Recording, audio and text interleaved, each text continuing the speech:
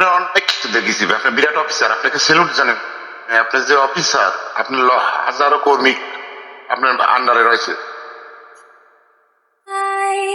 Kiss me and I will sing the angels lullaby. এর আইডির ভিত্তি যেসব তো রয়েছে, আমি স্যালুট জানাই যে এরকম ছেলে লক্ষ ঘরে একটা সাল তৈরি হয় আপনার মতো সবাই।